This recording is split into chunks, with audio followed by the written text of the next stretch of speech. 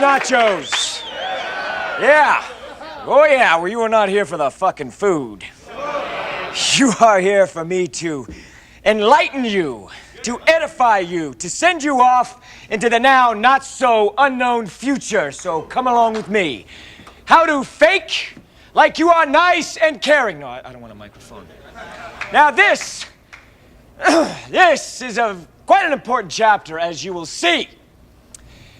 But let's get down to brass tacks. Let's get right down to it, boys. Let's get right down to it. Men are shit. What?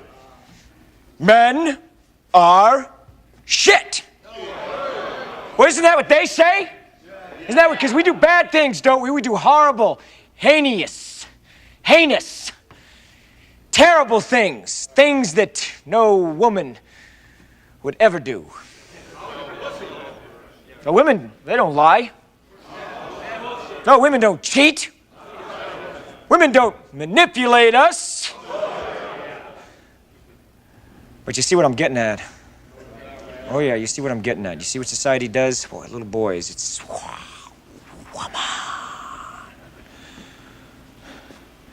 Yeah, we are taught to apologize. I am sorry.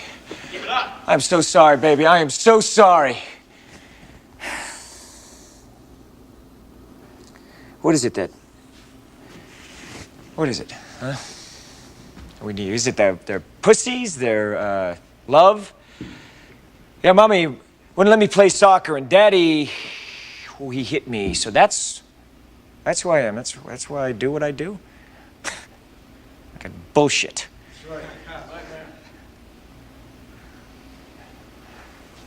I will not apologize for who I am.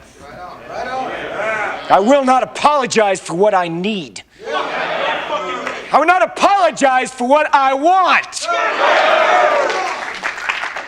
Okay.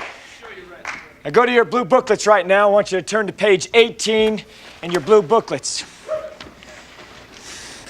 Fucking bullshit.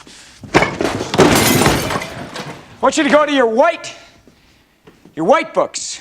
That's what I want you to go to. Go to 23 in your white books. How to fake like you are a nice and caring person.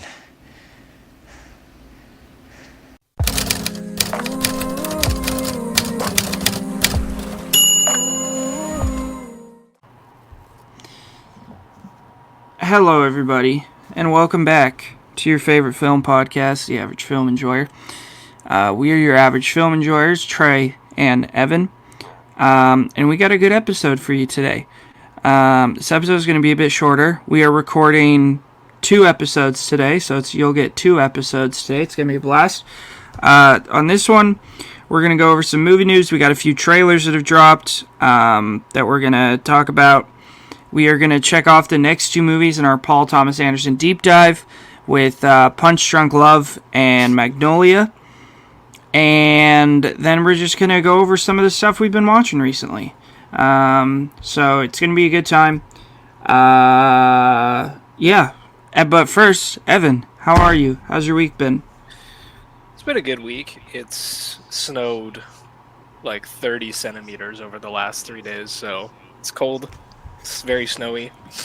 Don't really want to go outside, which is perfect because I don't have to work today and I don't have to go outside. Mm-hmm. Just gonna chill. Holy cow, that's almost a foot. Yeah, it's a lot of snow. We usually get a big snowstorm in like March or April, so this is like pretty standard. I've been playing through Metal Gear Solid 2. It's peak. Yep. Very, very peak. And then Rise of the Ronin came out this morning, new samurai game. Played like the first hour of it. Super fun so far, so yeah. Hell yeah. I'm doing good. MLB The Show 24 came out on Xbox Game Pass, so I've been playing that. Those show games are always great. Yeah, they're really fun. Been playing some Siege, been playing some Assassin's Creed, been watching some films, working. I got off work at 12 o'clock last night, and I was like, and you know me, like we both work mornings, so I get off work and I'm like, golly, I should have been asleep like 2 hours ago. Well, and then I came home and decided I'm going to watch Roadhouse. So, I didn't go to bed till like 3 a.m. last night. But, we're feeling good. What else? Yeah, that's about it. Nothing much this week. Movie news. Oh my god. First look at Beetlejuice. We got a Beetlejuice teaser. I'm quite... so much. Beetlejuice, yeah. Yeah.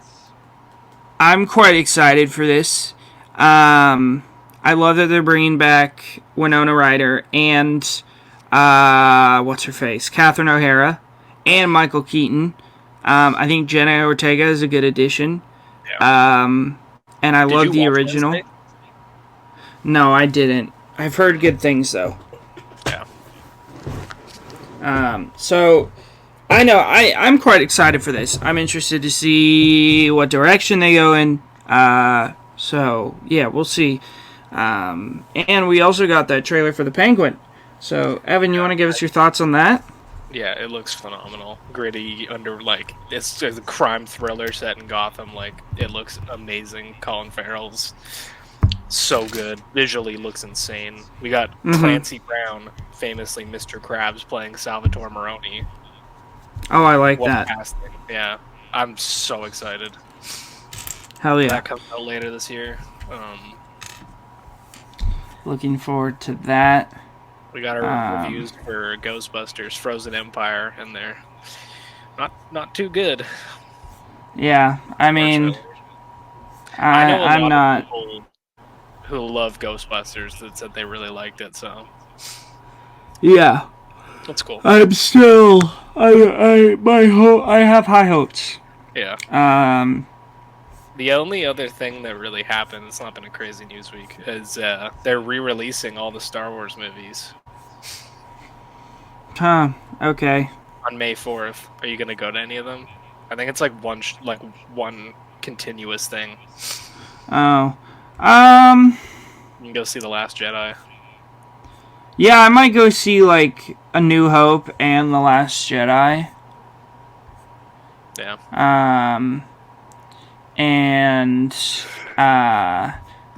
Yeah, I might go see like Revenge of the Sith because I know a lot of people are gonna be like, yeah, Revenge of the Sith, it's the best Star Wars movie, and I'll go see it just so I can get a bucket of popcorn and throw popcorn at the screen and boo the entire time. Yep. But yeah, I might go see Last Jedi. That movie is pretty visually like cool, so I might go see Empire. We'll see. I like Empire, and I haven't seen it in theaters. Yeah, I saw The Last Jedi in theaters actually. Yeah. So yeah, that's like, I don't know. I know a lot of people and probably a lot of our listeners will be very excited for that, but like, Go doing backflips about going to see A New Hope. yeah, because he's a child. Once he matures, he will realize the error in his ways. No, I know a lot of people are probably very excited, but me and Evan, we're just not Star Wars people. So, if they ever do like, hey, we're re-releasing Casino Royale, I'm gonna be like, hell yeah, I'm there. All of those movies in theaters, and it was so good. Yeah. But yeah, for Star Wars, I'm just like, bah, you know. You know what I do hope they do? Re-release the Planet of the Apes movies in theaters before Kingdom. Yeah. What? I wouldn't be surprised if they do. Yeah, because those movies are peak. Yeah. So I'd be excited for that. Yeah, I mean, that's all I have for movie news. Yeah. We're both very tired, if you can't tell. I woke up early. It's gonna be a chill episode. Yeah. What do you want to start with? Magnolia came up first, but Punch-Drunk Love's probably a quicker conversation. Yeah, let's start with Punch-Drunk Love. So Punch-Drunk Love came out in 2002, starring Adam Sandler, Emily Watson, right? That's her name? Yeah. Philip Seymour Hoffman, who probably, like, that his scene on the phone with Adam Sandler might be one of my all-time favorite scenes. Yeah. Luis Guzman. I didn't realize he's in like every PTA movie, and I love him. Yeah, Robert Smigel makes an appearance, who we love. Who's David Schrempf? Because there's Detlef Schrempf, but I don't know who David Schrempf is. It has a 4.0 overall on Letterboxd. Nice. I don't know what the IMDb score is. 7.3. Wow, that's low. That seems low. Dang. So a socially awkward and volatile small business owner meets the love of his life after being threatened by a gang of scammers. So, Evan, do you want to go first, or do you want me to go first? I want to ask you really quick, because I read your Letterboxd review, and you're like, I really like this movie, but I never want to watch it again. Yeah. I want you to elaborate on that a bit. Yeah, for sure. So I gave it a 3.5 as kind of a placeholder for right now, or I gave it a 4 as a placeholder. It's kind of like how I feel about Zone of Interest or Poor Things. I'm just gonna have to sit on it for a few days. So, you know, I tried to call you yesterday, and then you called me while I was at work, and we were playing phone tag. And I tried to call you in the middle of the movie because this movie gave me a straight up panic attack. I have never gotten such a visceral reaction from a movie. Yeah. Like, I went to work and I struggled, man. I was just like wired and I didn't feel good. And this movie, why does Adam Sandler have to make these dramatic, he gives these great dramatic roles in easily the most stressful movies you've ever seen. Dude, it's so crazy. I didn't know anything about this movie. I thought it was a rom-com. That's what I thought too. Both me and Trey's first watch, and I didn't see the trailer. I didn't know shit about this movie. Yeah. The first half of this movie is like Uncut Gems vibes, very much. Well, the whole thing actually. Yeah, and there's no reprieve either. Yeah. It's just stressful the entire time. And I was sitting here, going through the movie, I felt my chest started to get tight, and I was like, and every time the movie calms down, there's just a car crash too.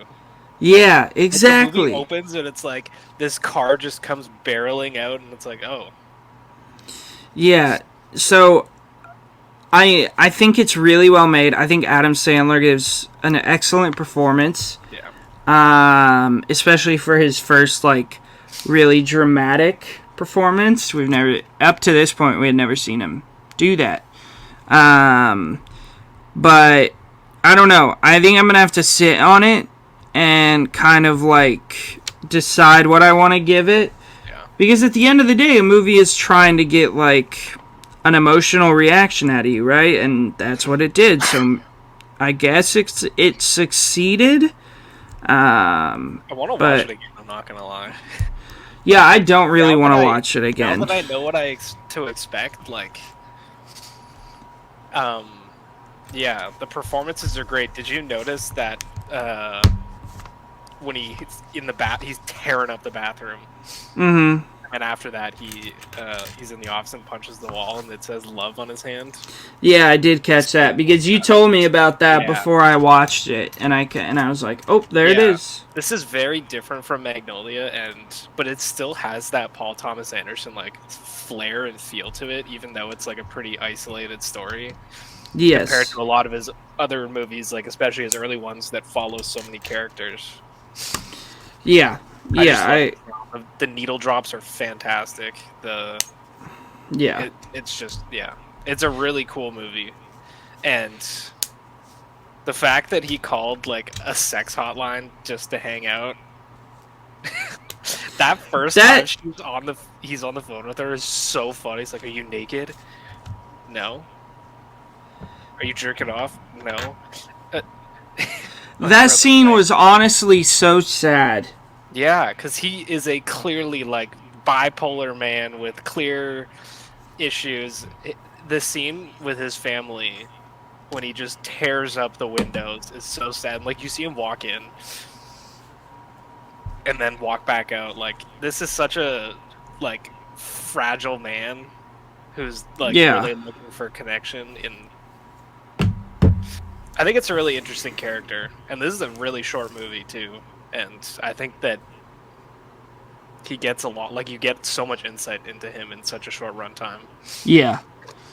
The scene at the beginning when all his sisters are calling him one by one had me laughing so hard. Yeah, I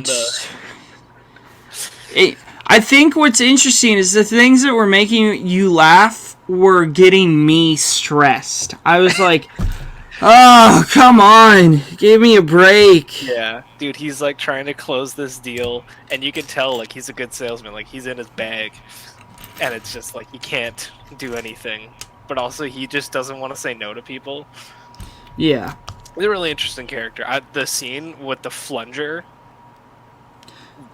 and he's like, we got new handles, they're indestructible, and he smashes it and it shatters. God, dude, I laughed so hard. He's like, this must be one of the old ones. Let's get a new one to show him.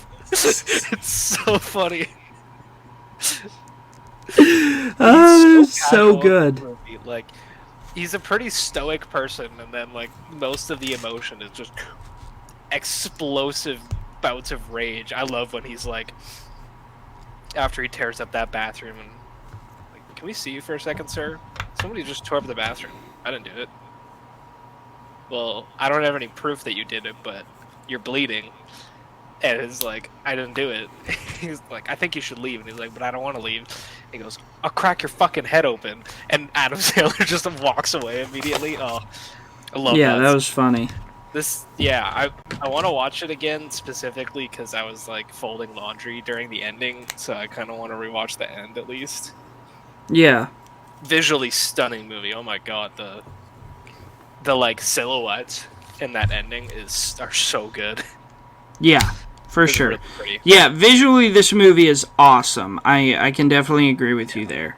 I was debating between a 4.5 and a 5. I just think this movie was really, really effective in what it's like you said, like evoking emotion. And I think that I went into it so blind, and it surprised me so much, made it an awesome experience. Maybe it'll be different on a rewatch, but yeah. I was really impressed with it. I had a great time, and I'm super glad I finally watched it. Yeah, like, me too. Did this get nominated for any Oscars? I'm sure. Let's see. And yeah, the Philip Seymour Hoffman phone scene is hysterical. God, dude. He is just... He I find that he's never a massive role... well, I know he is in The Master. Yeah. But he's never a huge role in a PTA movie.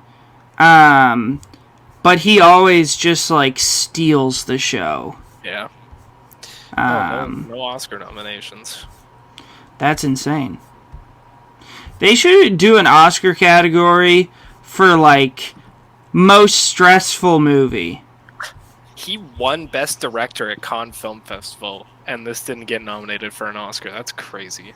Yeah, that's pretty wild. And only one Golden Globe nomination, too, for Adam Sandler. Wow. That's crazy. That's crazy talk. That is crazy. Especially because the Golden Globes has comedy sections, and you could probably argue that this is in a comedy section. But yeah, I had a good time. Yeah. It's a stressful ass movie. It is, and it's not one I will be itching to revisit. Yeah. Where does this go? Where does this go in your PTA rankings? Yeah, we got Boogie Nights and Hard 8 so far. Where does this go? It's under Boogie Nights for me. Yeah, but above Hard 8. Yeah. Yeah, it's... I have it below Hard 8 and Boogie Nights. And when we talk about it, and Magnolia. So it's at the bottom for me right now. Yeah. I double featured this with Roadhouse, so that was pretty fun. Yeah. Well, Roadhouse is like a nice... There's a lot going on, but it's not stressful. It's like a nice winding down movie. It's so funny. Conor McGregor is hysterical in that movie. we'll talk because we're gonna do a bonus review episode on Roadhouse, where we can just talk about it. But I already, before going into this movie, I already hated Conor McGregor. He really gets under my skin, and I think he's a prick, and he's so annoying. And he also is the most juiced up freak in the world. He has pumped his body full of so many steroids. And people who say otherwise, you're in denial. If you look at him before, like pre-COVID, he was this skinny. He was lean, but he was still like muscular. And then now he's just like beefy. I wasn't, because that's what I think of when I think of Conor McGregor. It's like Jake Gyllenhaal's build, like super cut. Yeah, he's a monster in this. Also, movie. Jake Gyllenhaal in this movie. Oh my god! Like, I'm not gay, but he definitely had me thinking. Like, God, dude, that man, Jake Gyllenhaal. Man, what? He's a good-looking man, and that smile, man, like he is delightful dude. in this movie. I can't wait. I'm excited to talk about it. Jake Gyllenhaal makes me feel feelings. Dude, we watched this with like a bunch of boys in the Real Talk Discord. And oh, for real? Yeah, there was like 6 of us maybe. And any time they said the word Roadhouse, which was a lot.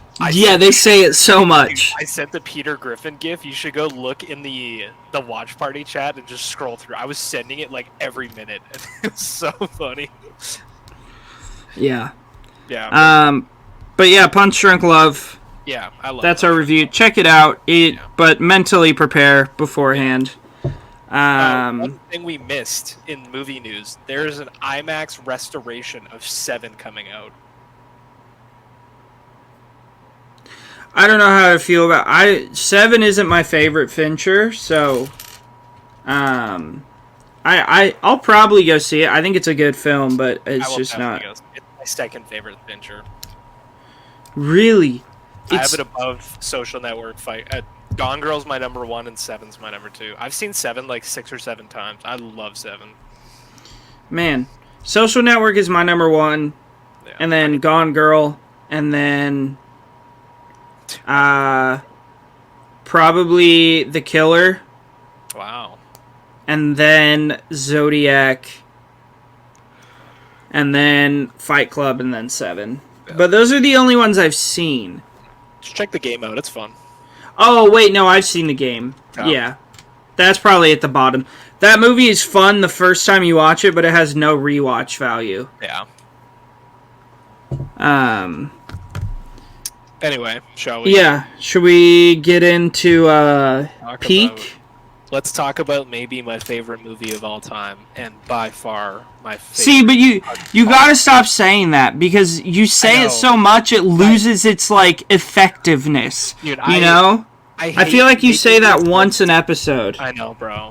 I say it too much. But I want to talk like Magnolia. Let's get into it. This is some of the greatest character arcs ever in film. Like, it is so in depth. This is a long ass movie, and it does not feel it for me. Like the runtime blow. We talked about this quick, and you were like, "Yeah, it's long," but it is long. But most of the time, I don't feel the runtime. No. There are a few moments that, like a few sections that kind of drag for me a bit, but for the most part, it's paced very well. Yeah, like for me, this is like Oppenheimer level pacing. That's a bold statement. I know, it's a bold statement. But the first thing we got to talk about is this opening, which you can agree is one of the greatest openings to a film ever. It is. Yeah, this is in my top 10 openings to film. It is hysterically entertaining, and it's just, like, the first time I watched it, I was like, oh my god. And then, like, you have the 3 brothers who rob the dude, but then the firefighter who kills that's insane. Also, shout out to Patton Oswalt. Yeah. Patton Oswalt jump scare. Love him. He's amazing. And then you get maybe the most insane story of all time. Yeah. I wonder if that's a true story. I don't really know if those are real news stories he was using. Of a man who jumps off of his roof to kill himself, but there was a safety net below him, yet his mom accidentally shoots him in the stomach with a shotgun as he's going down, because his parents usually fight with an unloaded gun, but their other son was tired of them fighting and saying, "I'm gonna kill you." No, So that was the same son. Oh, it was the same son? Yeah. Oh, shit. Because then they were like, and then he was an accomplice in his own murder. Yeah. Right. It's Loads insane. the gun to spice things up. It's insane. And then cut to a needle drop of a God tier song. Oh my god, one is the One is TikTok has ruined that song for me because now whenever I hear it, I hear, "Okay, Batman, we got it from here." From like the Lego Batman movies. And I'm like, fucking hell. Which we should do a Lego movie episode where we review the Lego Batman movie, the Lego movie, and the Lego movie 2. That would be peak. Super. All three are peak. Yeah. And I think that song is so fitting because, like, I was saying this to Trey, but every character in this movie thinks they're alone. You have Philip Baker Hall, whose performance is insane in this movie and very anxiety-inducing when he's hosting the show, and his health easily is failing. One of the craziest lines in cinema history. Yeah, like, it's disgusting.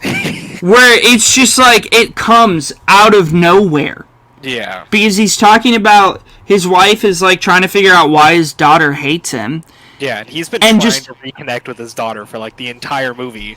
And just out of nowhere, he goes, "I think she thinks I raped her. Or I molested her." Yeah. And you're just like, what? What? It's fucking insane, dude. Yeah. That side plot is so good, and then you have like this movie just fits together so well because you have that plot with also this little kid who is a genius, and his dad is milking him for everything he's got, and just oh my god, that dad doesn't give a shit about this kid. The award for worst dad in the world goes to that guy. Yeah, so you have like the beginnings of cutting a parent off with that kid, and then you have the fallout of it with Philip Baker Hall's character, who's like, I mean, this is much worse, but like, daughter completely shut him out. Like, yeah. There's so many parallels in this movie of just like cause and effect, and like we'll get to it later. It's not gonna stop singing montage scene. I don't want to talk about it yet, but John C. Reilly's character is so awkward and nerdy and just like kind of adorable. Love him. Yeah, he's great. The scene when he loses his gun in the rain, I was so sad for him. Yeah. Ugh. And like I forget his name already. Tom Cruise's character comes on screen. Respect the cock. Oh my god, it's so good. Dude. Yeah, we're gonna keep this clean, but we will be quoting some lines from Magnolia that are not clean. Yeah, Frank T.J. Mackey. Right, Frank Mackey. Yeah. Oh my god. God, dude. It's his line deliveries in this movie are just insane. And then he pulls off one of the most emotional scenes like ever with his dad. Yeah. Oh my god, it's heartbreaking. It's absolutely heartbreaking. We'll talk about that story too, but can we just talk about Tom Cruise's 1999? Oh my god. Eyes Wide Shut and this in the same year? Yeah, that's pretty insane. That's crazy. I'm not crazy, right? Eyes Wide Shut came out in 99, right? No, yeah, it did. I wonder if he had anything else that year. 1999's goated year. Sort by. Yeah, it's what 1999 is one of the greatest years in film and in life, because that's when I was born. You were born in 1999? Yeah. Yeah. Tom Holy Cruise cow! You can log the Mission Improbable sketch. Sorry, I just got... It's where Ben Stiller is impersonating Tom Cruise. Have you seen that? Yeah, it's so funny. He does it so well. God, dude. Alright, sorry, I got sidetracked. Yeah. So we have Tom Cruise's storyline, which is phenomenal, and it ties together with, like, Philip Seymour Hoffman's character, who is so tender and just, like... Love him in this. He's amazing in this movie, and it's such a heartbreaking performance. Like, oh my god, it's just so well acted and so emotional. And Julianne Moore, who is in a downward spiral throughout this movie. Holy smokes. I have a question for you, because Julianne Moore is a person who has been like accused of a lot of overacting, and one role people always reference when they're like talking about her overacting is this one. What is your opinion on that? Do you think that she is overacting, or do you think she gives a good performance? Because I don't see it. I think she's excellent. I don't see it, and I love Julianne Moore. She's one of my favorite actresses. Like, Still Alice is so good. She's amazing. She deserves. God, that movie is honestly so terrifying. Yeah, it's really scary. No, I don't think so. And this, like, Magnolia is a super over-the-top film. Like, he's pushing these characters to, like, their just breaking point. All of them, every single character. And so the scene when she's in the drugstore and she starts screaming at the guy, "How dare you!" Like, oh, it's such a good scene. And when she's, like, yelling at her lawyer... No, I don't think that she overacts at all. I think that that's just this, like, that's what this movie is. Like, it's an over-the-top movie. It's super ridiculous, and, like, it does have some really funny moments. But, like, I think that kind of performance was warranted for something like this, because you don't really know about Tom Cruise's relation at first. And, like, when Julianne Moore finds out, she's so pissed off. But she's already losing it. Like, she's trying to get drugs to just, like, numb herself away because she can't handle her father dying. And well, it's not her father. What are you talking about? Sorry, not her father. Her husband. Her husband. Yeah, sorry. I'm sorry. Although he is old enough to be her father. Dude, yeah. Classic sugar daddy situation. Yeah, and then should we talk about the GOAT, William H. Macy? Oh my god. I have so much love to give, I just don't know where to put it. What a line. What a line. God. And also, it's insane that we're talking about, like, this movie and his role in this movie on the heels of that Nickelodeon show coming out on Max. Yeah. About, like... Wait, one sec. My headphone fell out. Okay, we're back. About, like, that awful guy over at Nickelodeon that was, like, taking advantage of all the kids. It's kind of what happened here with William H. Macy. So, but yeah, he is so good in this. So good. Yeah, it's just like, it's a heartbreaking role. Like, he's so excited about this and that, and it's just like nothing works out. And gets his new braces and gets smoked by a fucking frog. Oh my god. Yeah. Well, and we get yet another jump scare from the man himself, Alfred Molina. Yeah. Oh my god. Dude, I didn't know that he was in, like, so funny. But yeah, William, I mean, all of these characters' stories are heartbreaking in their own way. Yeah. And yeah, it really, like, just touches on so many different emotions. Yeah. And like it handles them all so well, in my opinion. I have so much love for this movie. It's like it's crazy. I Yeah. want to talk about this scene now that I was like, dude, this is one of my favorite scenes ever. Like, it made me sob. I was violently sobbing on my couch. You're like, that's the only scene in this movie I don't like. It is. And you said it's because it doesn't fit, right? I don't feel like it fits. It feels very out of place for me.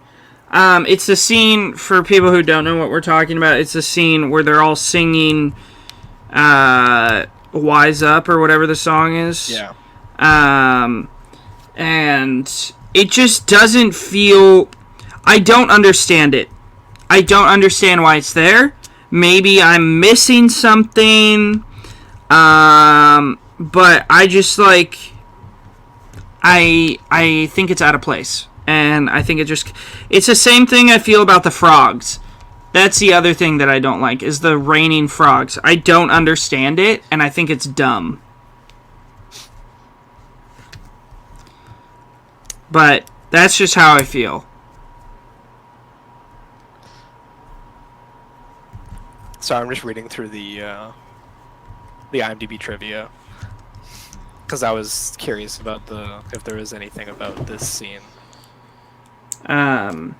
Yeah, I just don't understand why Paul Thomas Anderson put either of these scenes in. The frogs we got to talk about in a sec, but like the Wise Up scene is so, for me, oh my god. Ingmar Bergman was a big fan of Magnolia. What a fucking W. That is a W. I love you. I love you, Bergman. Dude, I'm telling Beth. That's weird, man. Hey man, that's how it goes. Is Ingmar Bergman on your hall pass list?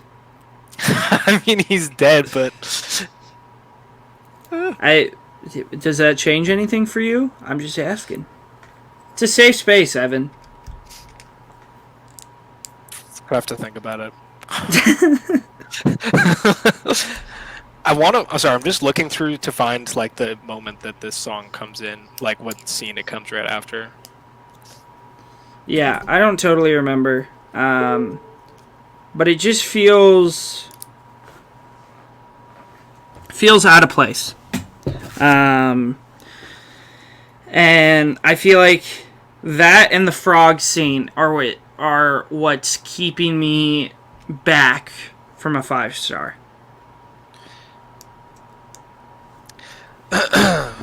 Okay, after a tearful apology to Phil, like when Julianne Moore freaks out at Philip Seymour Hoffman. Yeah.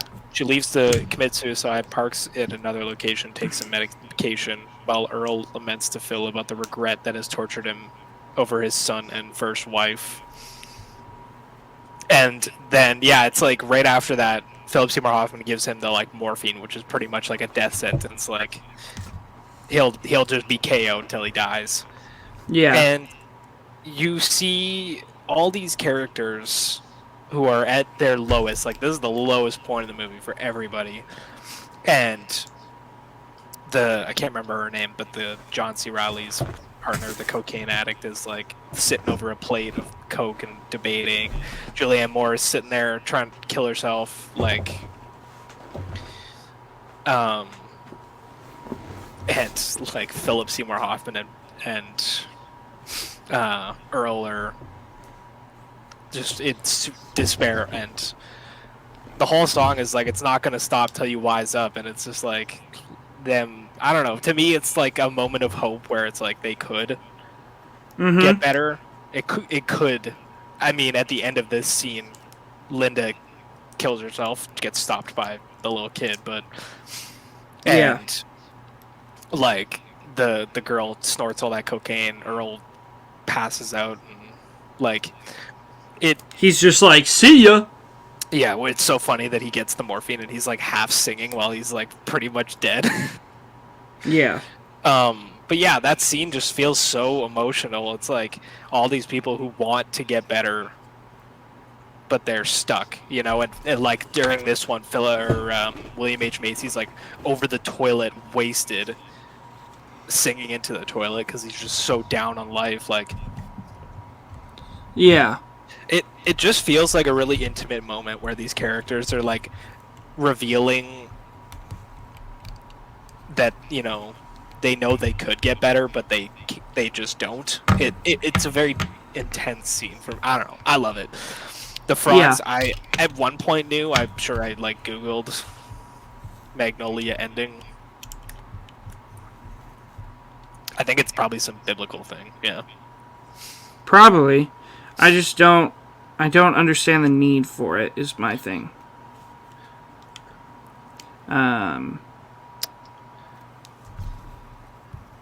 So that is what is keeping me back. In the Bible's book of Exodus, God cast down a rain of frogs on the Egyptians for their refusal to free the Israelites, leading to become a popular narrative when exploring the themes of forgiveness, redemption, in Magnolia. Yeah, I remember learning about that. That's in that. What's the Moses movie again? The animated one that goes hard. Oh. Prince of Egypt. Oh, Yes, that movie fucks. That's peak, yeah. Like I'm an atheist, and I'm like, yeah, that movie's sick as hell. Yeah. But yeah, it says it's mostly about forgiveness, letting go / opening it up and freeing yourself of burdens. Life is hard, emotions can be confusing, and forgiveness is very hard. So like God cast down the frogs. And also, there's a whole thing at the beginning where it's like, is this just coincidence or divine intervention? Like, you know? So, oh, the Hulkbuster's looking sick. Oh, did you just see it? Yeah. I'm done. Oh, you are? Nice. Yeah, I think it's a fitting ending for how crazy this movie is. Yeah, that's fair, and I totally get that. It's just not for me.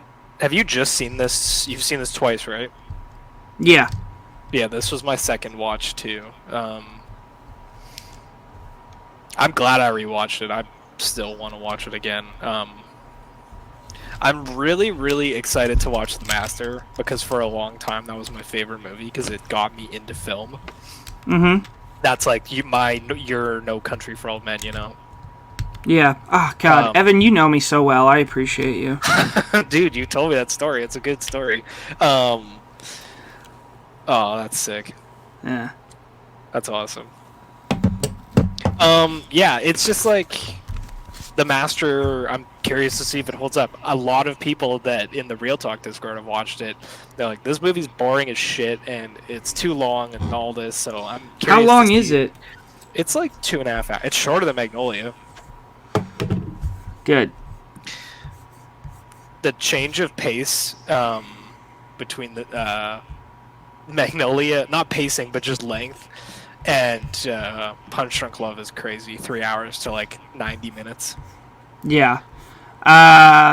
So where does this rank among your... So far, it's 1. It's above Boogie Nights for me. Yeah, I think this is number 2. Oh, it's 2:20. It's not even that long. Yeah. This is number 2. That's W. for me. Right behind Boogie Nights. I don't see anything taking over Boogie Nights, honestly. Holy cow, The Master has a stacked cast. Yeah, dude, I know. It's so good. That's insane. It's got the god Jesse Plemons in it. The Jesse Plemons tax return, man. Dude, it's real. Huge. It's huge. We're gonna talk about it again later today. This cannot be profitable for Frito-Lay. I'm so excited. That's how I feel about this episode. Yeah. So those are our 2 reviews for our PTA series today. As far as coming up episodes you can expect later tonight, we are teaming up. If you guys listen to our Batman, when we did our Nolan watcher, if you guys listen to our Batman episode, you know Cash. We are bringing on Cash and Carl tonight. Full scoop team. The full film scoop squad. We're gonna do a duo episode. We're gonna do a smash episode, where we are reviewing the 2 greatest comedies of all time. Yes. The Nice Guys and game night. It's going to be a blast. It will not be clean, I can tell you that much. Richard as well. Yep. Dude, I can't wait for the glazing from Cash, because this is like his favorite comedy and his favorite movie behind the Batman. Yeah, I mean, it's like top 5 for me. It's my all-time favorite comedy. Did I ever tell you what happened when I saw this movie? No. So, me and my brother bought tickets to go see Neighbors 2. And we walk in. Yeah. We walk in and there's only seats. This was before you could like pre-select your seats, so there was only seats in the front row. And we're like, well, shit, what do we do? And we walked to the desk and we're like, can we change these tickets? They're like, well, The Nice Guys is playing. We didn't know what it was. Hadn't seen a trailer, nothing. Went in blind. Perfect. It was so much fun. Yeah. Why are you all wet? I was in the pool. Why were you in the pool? I was questioning the mermaids. What were you doing while I was working? Don't say ant stuff. Just say whores. Just say, Dad, there's whores here. The best is when they're at the final party and Holland, Russell Crowe's character, is like, okay, no drinking this time. And he's like, yeah, it's fine. And he's standing next to the bar just scouting, and the bartender goes, what can I get you to drink, sir? And he goes, Ryan Gosling goes like this, and then the guy goes, it's open bar, like free drinks. And Ryan Gosling looks at him like this. And you're just like, oh god, oh god. That is so freaking funny in that scene too, when he's hiding behind the car, but it's spinning, and he just ends up like facing all of the bad guys. Dude, I think I'm invincible. Did you fall off the roof? I love that. Or did you fall down this hill? After he rolled down the hill, it's like, how'd you get down here so fast? Did you fall? Oh, so no one wants to see your dick, dude. God, dude, that's gonna be the entire episode. Us just quoting the movie. Me and Trey are doing a double feature of both these movies this afternoon, and I'm very excited. Yeah, so that'll be coming to you tonight, and then on Tuesday, well, sometime this weekend, you could expect a quick 20-minute review of Roadhouse. We're going to talk about the new 2024 release, Roadhouse. I might try to watch the original before we talk about it, so I can compare it and talk about the similarities and the differences and which one's better. I'm sure the first one is better, though. And then we are going to talk about Tuesday. We're going to talk about Mary and Max and Monsters, Inc. I believe that's our episode. For our next IMDb episode, that's going to be a blast. Next Friday, we got The Master and There Will Be Blood. Crazy episode. And then the Tuesday after that, we have... What do we have? We have something crazy. Oh, yeah, Dead Poet Society and Mr. Smith Goes to Washington. I need to start watching Mad Max because that's coming up. Yes. And then...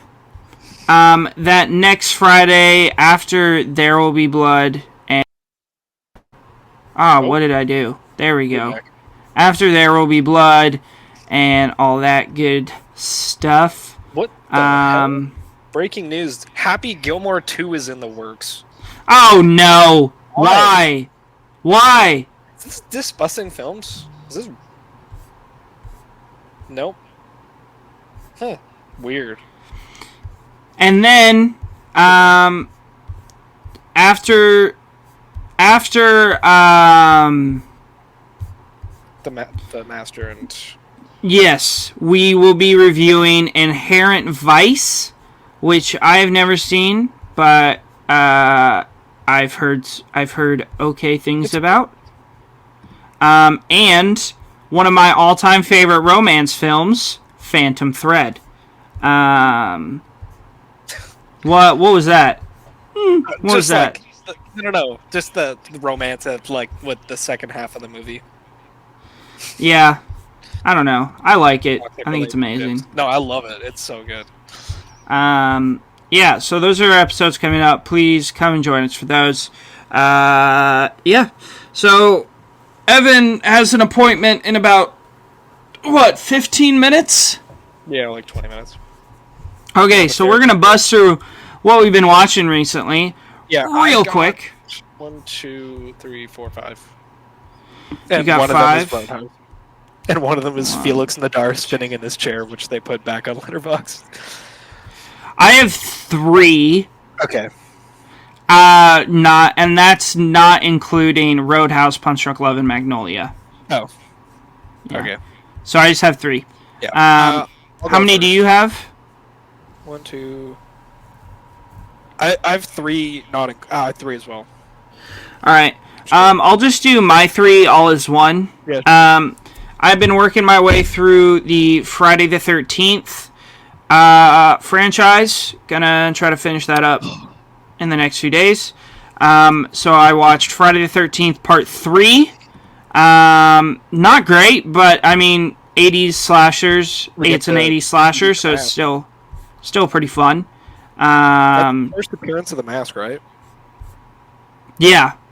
Yeah, it was okay, but, I mean, great score. The Friday movies have amazing scores. Oh my god, so good. And then I watched Friday the 13th Final Chapter, which to this day is now my favorite Friday the 13th film. You get Corey Feldman, you get Crispin Glover, crazy score, lots of boobies, just a great time. These movies, there's so many boobies. So many. It's ridiculous. Very horny. Very, very... I mean, not like Hellraiser horny. They're a different kind of horny. It's a different kind of horny. Yeah. Hellraiser feels like you're watching a porn video. It's insane. Like kinky porn, too. Not regular porn. Kinky stuff. Yeah. Like, every scene in Hellraiser, I was expecting the score to start going... Bow, chicka, wow, wow. Yep. And then I watched Friday the 13th, A New Beginning. Me and Evan actually watched this together. Oh, wow. This is the second time Evan's seen it. Very stinky. Did not want Very, to watch very it. stinky. I was like, Trey, do you want to watch something? He's like, well, I'm watching the Friday the 13th movies. And I was like, oh shit, which one do you want? Because I really like the Friday the 13th movies. He was on my lowest rated one. It's a 1-star. And I have like 20 minutes left of part 6? Jason Lives. Dude, that one is gas. That's my favorite. I favorite. have like 20 minutes left. So you can be expecting my review of that on Tuesday. Also, check out my TikTok. I post reviews after every time I watch a movie. So, Hell yeah. Yeah. Is the remake any good from 2009? It's not as bad as I remembered. So I rewatched it when I went through in October, and it's actually decently fun. Yeah, okay. Those are insane. It's super violent. It's fun. Yeah. Lots of boobies there, too. Lots of boobies. Hell yeah. Definitely checking that one out. Yeah. It's not bad. Is there a line in there that says, you got perfect nipple placement, baby? Yeah, there is. I've heard about that. Yeah, I watched, you're done, right? Yeah. Dude, yeah, those are my only 3. I watched Eden Lake for some reason. Peak. It's peak, but very, very hard to watch and frustrating. Very, very frustrating ending. My God, oh, brutal ending. It's good. I give it a 4. I should probably raise Martyrs because I think Martyrs is better. They're both kind of that similar, very depressing, violent horror movie. Mm-hmm.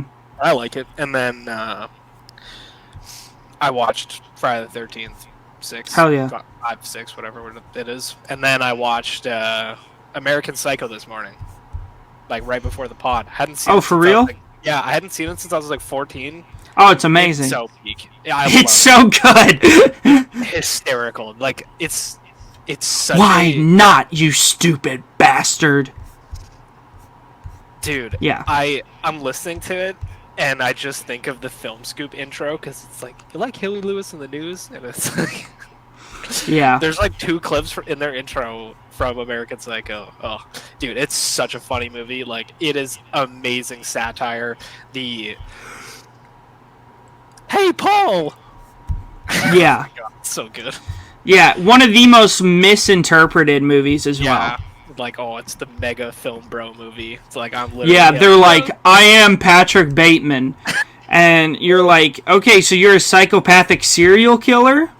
Cool, man. Have fun with that. Yeah, it's in peak. I like the ending. I don't love the ending. I like it. Yeah. I don't know. I might need to stew in a bit. I gave it 4.5. It could probably be a 5. Yeah, I think I have it at a 5 as well.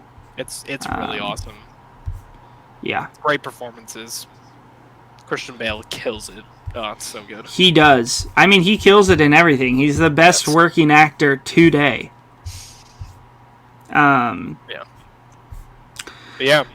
Yeah, that's our episode for today. If you're watching on YouTube, I just looked at I'm looking at my stats right now, and it's like the films watched in 2024. And there's just like a whole row where it's just Children of the Corn because it goes by like when you logged it. Oh yeah. That's really funny. God, they're awful. They are genuinely so terrible. I love bad horror movies though. And not even in an enjoyable way. They're just bad. It's really hard to get through those. But yeah, thanks for joining us today. Please like this video, comment down below what your thoughts are on Magnolia, and if you have any interpretations of either the Wise Up scene or the ending. Make sure you click that subscribe button. If you're listening to us, Spotify, Apple Podcasts, Amazon Prime Music, make sure to give us a follow, add us so you can be alerted of when we drop new episodes. If you want to find us on our socials, Evan is Evan0567 on Letterboxd, and I'm Trey the Film Noob, TikTok, Twitter, Letterboxd, where I post daily reviews. And yeah, I think that's about it. Yeah, thank you for joining us today on The Average Film Enjoyer, and we will see you later tonight for our reviews of The Nice Guys and Game Night.